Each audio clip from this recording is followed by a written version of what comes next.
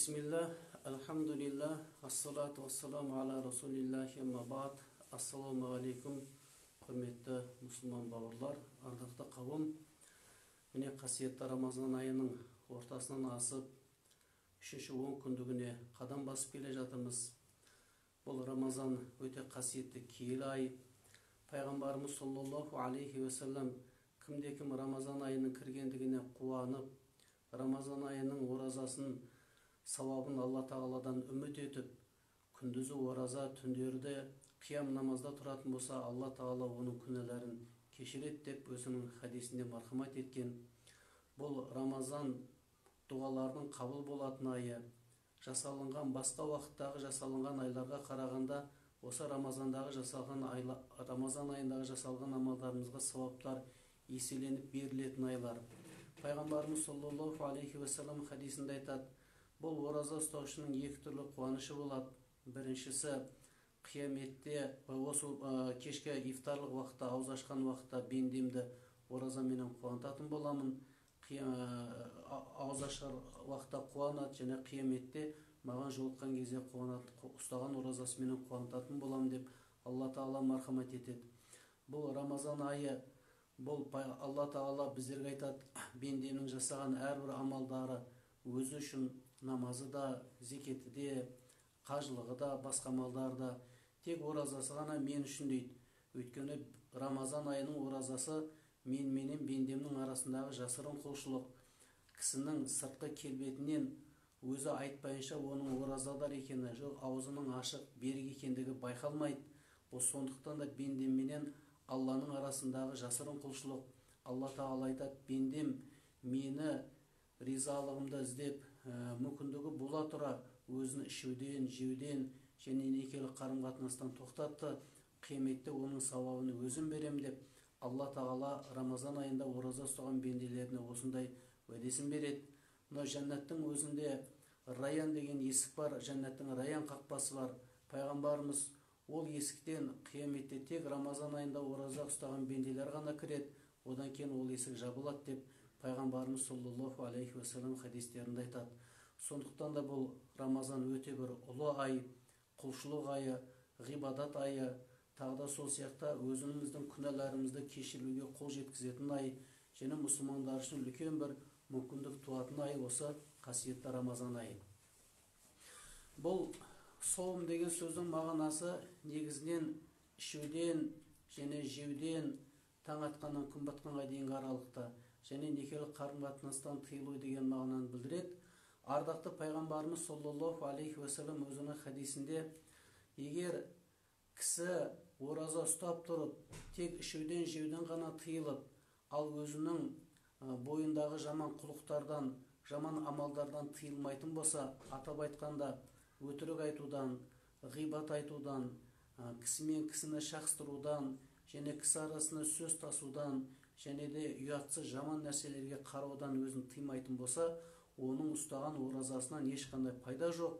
Ол бендеге тек қана ол бенденің мынау қарын ашқандығы ғана қалады және шөлдегендігі ғана қалады деп Пайғамбарымыз саллаллаху алейхи вассалам хадисіне мархамат етеді. Сондықтан да бұл Рамазан айы негізінен бұл тақуалық айы. Ұстаған оразаларымыз бізді бойымыздағы жаман құлықтардың тыйылуына себеп болып, жақсы амалдарға қарай біздің бағыт алуымызға себеп болатын, жаман амалдардан тоқтауымызға себеп болатын және соған мүмкіндік алатын ай бұл қасиетті Рамазан айы. Мынау егер қайсы бір кісі ораза ұстап жүріп, кісіні ғибат ететін болса, болмасам өтірік айтатын болса, кісіні шақыстырып, кісі арасында сөз тасып, болмасам ұятсыз нәрселерге қарайтын болса, бұл Рамазан айындағы ораза ұстап жүрген адамның амалы емес. Бізді ұстаған оразаларымыз бізді тақуалыққа, мейлінше Алла тағаладан қорқуға, Алланың рахметінен үміт етуге жетелейтін осындай бір ізгілік амалдарымызға себеп болатын қасиетті ай. Ардақты пайғамбарымыз осы нәрсені біздерге меңзеп айтады: егер кімде-кім ораза ұстаушы адамды ұрысқа шақыратын болса, болмасам сондай бір ұрыс керіске шақыратын болса, ол адам айтсын инни соимун, мен ораза ұстаушымын, ораза ұстаушымын, ораза ұстаушымын деп өзінің ішінен өзінің нәпсісіне айтсын да, ондай ұрыстан керістен бас тартып, ондай жерде кетіп қалсын деп пайғамбарымыз оразамыздың сол ұрыс керіске жол бермеуге себеп болу керек екендігін ескертіп айтады пайғамбарымыз. Енді мынау тіл мәселесіне келетін болсақ, бұл өте бір ауыр нәрсе. Мынау біздің шариғатымызда 9 күнәнің 10 күнәнің 9-ы тілден дейді. Өтірігіміз де, ғибатымыз да, кісінің көңілін қалдыру да, қопал сөйлеп қоюымыз, орынсыз сөйлеп қоюымыз, осыған ұқсаған көптеген тілменен жасалынатын күнәлар бар. Бізде қазақта бір биге сұраған ғой, ең тәтті не, ең әшті не десе, ол кісі ең тәттісі де тіл, ең әштісі де тіл дейді. Сондықтан тілді пайдалану, дұрыс пайдалану. Бұл тілімізге ие болуымыз, өзіміздің тілімізді Алла Тағаланың Құранын оқуға, жақсы сөз айтуға, Алланы зікір етуге, адамның көңіліне, жүрегіне жұбаныш ұялататын сондай бір жақсы сөздерді сөйлеуге пайдаланатын болсақ, бұл Рамазан айында осы амалдарымыз дұрыс болады. Ардақты пайғамбарымыз саллаллаху алейхи уассалам кімде-кім Аллаға иман келтірген болса, қияметке иман келтірген болса, ол адам жақсы сөз сөйлесін, болмасам үндемесін деп пайғамбарымыз тілге тиек болу, тілге ие болу керек екендігін өзінің хадистерінде айтады. Айнықса осы Рамазан айында біздер ұстаған оразаларымыздың сауабынан айырылып қалмауымыз үшін, оразаны бекерге өткізіп жібермеуіміз үшін осы тілімізге ие болуымыз өте бір маңызды екен, құрметті жамағат. Енді бұл тілден басқа, тілдің жасайтын күнәларынан басқа, мынау пайғамбарымыз саллаллаху алейхи уассалам хадисінде айтады, мынау мұсылмандарға арамның не екендігі белгілі болды, адалдың да не екендігі белгілі, бірақ осы екеуінің ортасында күмәнді нәрселер бар деді пайғамбарымыз. Күмәнді нәрселер. Осы күмәнді нәрселерден адамдар өз-өзін сақтауы керектігін айтады. Егер кімде-кім күмәнді нәрселерден өзін сақтамайтын болса, ол егістіктің шетіндегі қой жайып жүрген бағбанға ұқсайды, қойшыға ұқсайды. Әлгі егістік шетінде қой жайып жүрген адамның қойы міндетті түрде тыйым салынған егістікке бір кіріп шығатыны секілді, күмәнді нәрселерден өзін сақтамаған, өзін тыймаған, сол нәрседен өзін алып қашпаған адам міндетті түрде харамның ішінен табылатындығын пайғамбарымыз хадисінде айтады. Мынау күмәнді нәрседен өзін сақтаған адам өзінің ар-намысын, абыройын сақтапты, және өзінің дінін сақтапты дейді пайғамбарымыз. Мынау өзіміз көріп куә болып жүрміз.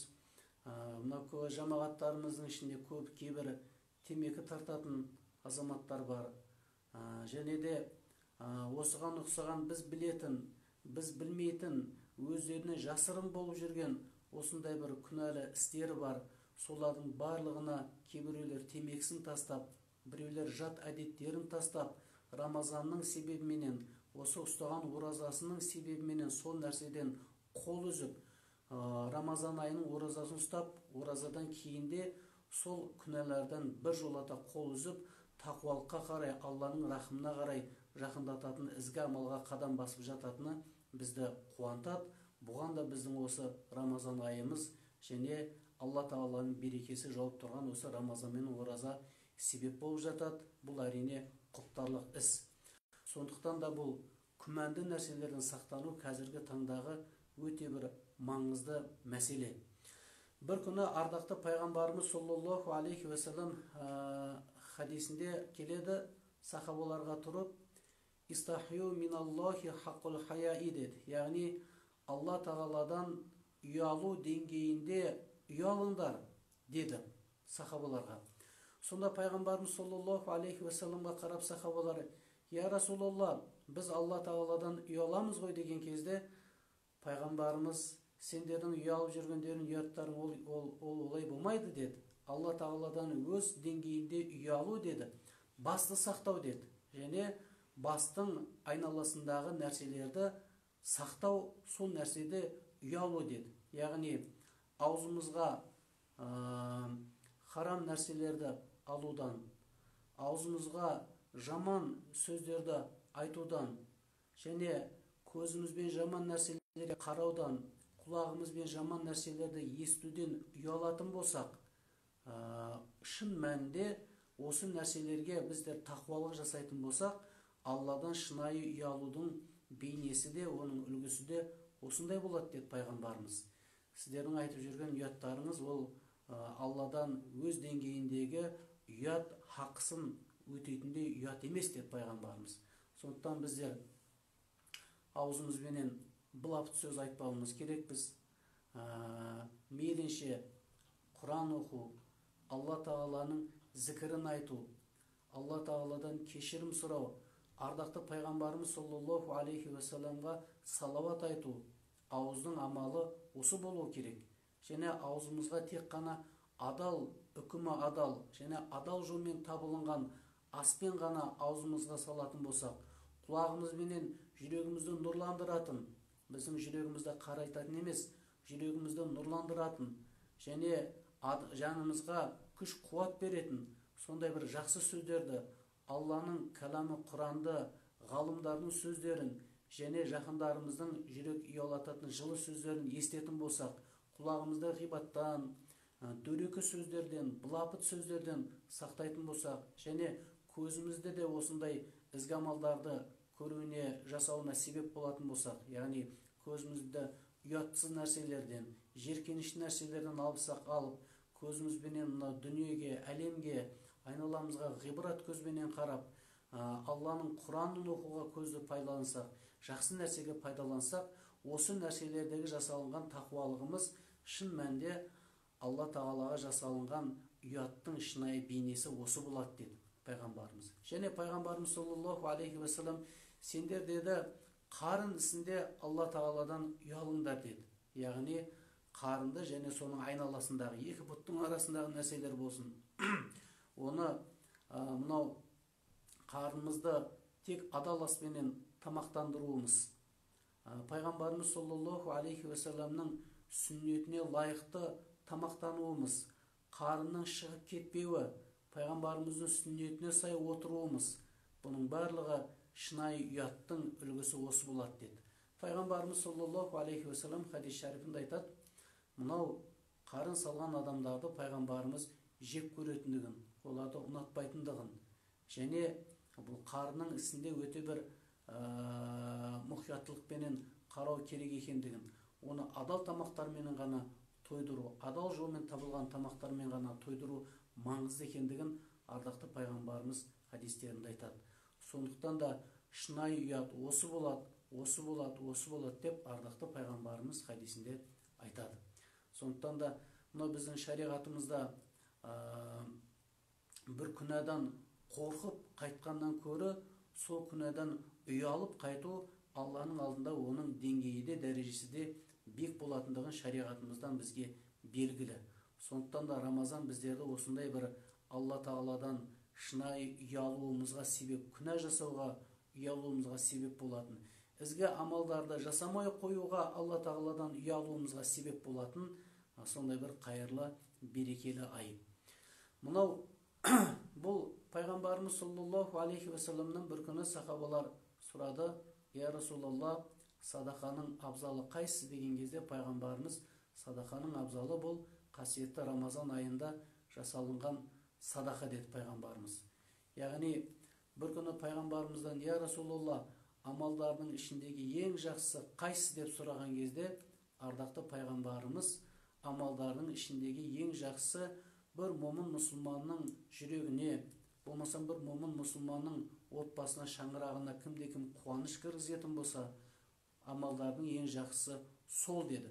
Ал адамдардың ең жақсысы қайсысы деген кезде, адамдардың ең жақсысы адамдарға көбірек пайдалысы деді. Яғни мынау жомарттылық жасайтын, мынау туысқандарымызды, ағайындарымызды, жақындарымызды, өзіміз білетін көшеміздегі өзіміздің көршілеріміз болмасын, қиналып жүрген азаматтар болмасын, солардың шаңырағына бір қуаныш кіргізетін амалымызбен болсын, сөзімізбен болсын, дүние малымызбен болсын, солардың жүрегіне, шаңырағына қуаныш кіргізіп, соларды қуантатын, сол арқылы үлкен сауапқа қол жеткізетін ай осы қасиетті Рамазан айы.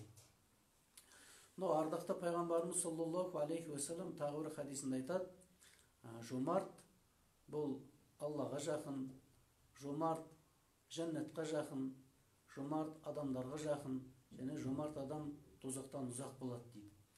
Ал енді тағы бір сараң адам болатын болса, бұл Алладан ұзақ болады, адамдардан ұзақ болады, және жәннаттан ұзақ болады, ондай адам тозаққа жақын болады дейді.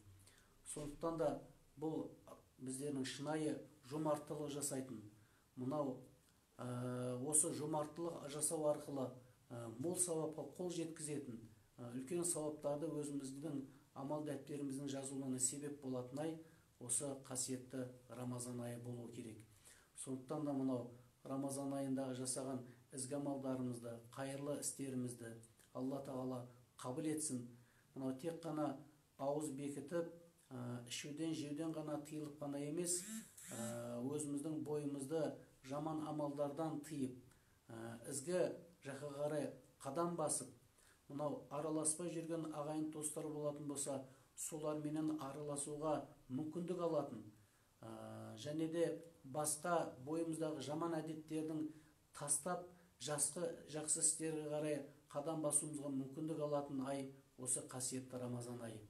Мына ардақты пайғамбарымыз саллаллаху алейхи уассалам өзінің көркем хадисінде айтады, егер дейді мұсылман адамның 3 түрлі жасаған дұғасы бар, әр түрлі риуаяттар бар. Бір риуаятында былай айтады, мұсылман адамның жасаған 3 түрлі дұғасы бар, ол дұға міндетті түрде қабыл болады дейді пайғамбарымыз.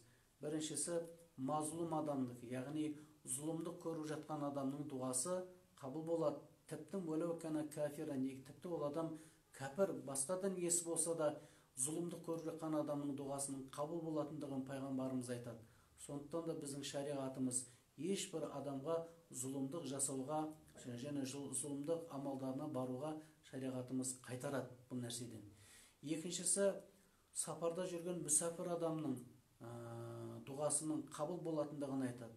Үшіншісі, Рамазан айында ораза ұстаған адамның ифтар уақытысындағы, яғни ауыз ашар сәтіндегі жасаған дұғасы қабыл болатындығын. Ауыз ашар сәтінде мұсылман адам аузын ашар кездегі жасаған дұғасы, ол кезде бенде мен Алла тағаланың арасындағы бүкіл перделердің барлығы алынып тасталынатындығын, және осы арқылы бендесінің дұғасының қабыл болатындығын ардақты пайғамбарымыз өзінің хадистерінде айтады. Пайғамбарымыз саллаллаху алейхи уассалам хадисінде құлшылықтың маңызы дұға, бенде мен Алла тағаланың арасындағы қарым-қатынас бұл дұға арқылы болады. Бұл дұға әрбір құлшылықтың ең бір маңыздысы, мұсылманның қорғаны дейді. Сондықтан да мынау қазіргі жағдайға болып жатқан мына еліміздегі жағдайларға байланысты халқымыздың амандығына, еліміздің бүтіндігіне, егемендігіміздің мәңгілік болуына мейлінше көп дұға жасап, Алла тағаладан сұрап, тілейтін, өзіміздің бойымызды жақсылыққа қарай икемдеп, жақсылыққа қарай қалыптастыратын ай осы қасиетті Рамазан айы. Сондықтан да мынау құрметті бауырлар, мынау қасиетті Рамазан айында ұстаған оразаларымыз қабыл болсын. Ұстаған оразаларымыз бізді оразаға дейінгі өмірімізбенен оразадан кейінгі өмірімізге оразамыз бір жақсы өзгеріс алып келуін Алла тағала нәсіп етсін. Өйткені пайғамбарымыз бір ораза менен екінші оразаның арасындағы бендемнің күнәсін кешіремін, егер менен үлкен күнәлардан өзін сақтап жүрген болса дейді.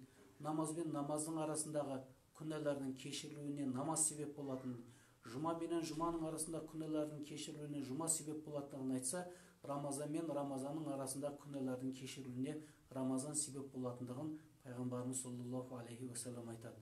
Сондықтан да Алла тағала баршаларымызды, күнәларымызды кешірсін. Өзінің рахмет 10 күндігінен, кешірім 10 күндігінен біздер өттіген, Құда қаласа тозақтан азат етілу 10 күндігі, бұл да қасиетті 10 күндік. Мынау қасиетті қадір түні ішінде жасырылынған, 1000 айдан да қайырлы түні жасырылынған соңғы тақ күніндегі тақ күні бар 10 күндігіміз келе жатыр. Осы 10 күндікте де Алла тағала баршаларымызға нәсіп етсін. Ассаламу алейкум ва рахматуллахи ва баракатуху.